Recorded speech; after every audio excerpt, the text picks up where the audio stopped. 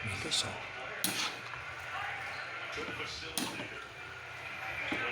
Ito na guys, oh. May Mickey tsaka bihon guys. Yan, dami na yan. Sarap na sarap ng mga bata niyan guys, mamaya. Yan po.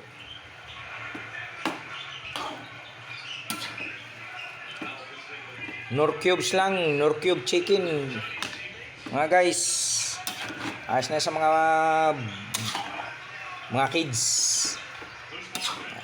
Tuwan-tuwa naman mga kids. Guys, pagka ganitong may gawain tapos may merinda. Okay. Guys, yan. Request po sila ng pansit daw merinda nila kasi mag-graduate na sila sa kanilang pag-aaral ng 3 days. Taon-taon kasi kami mga guys, pagka na ganito, every vacation ng mga bata. So mayroon kaming yearly DBBS na kung saan ay mayroon kaming mga tinuturuan ng mga 5 years old, 5 to 15 po.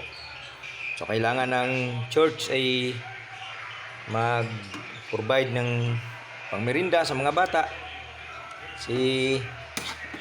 Doon lang sila guys, bukod doon sa matuturuan natin sila ng salita ng Panginoon, ay matututo din sila.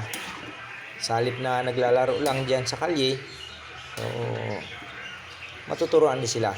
Then talagang busog pa. Guys, salamat. Mamaya-maya ay kakain na kami mamaya pagkatapos po nila aaral. Thank you. Marami po salamat. God bless po sa lahat.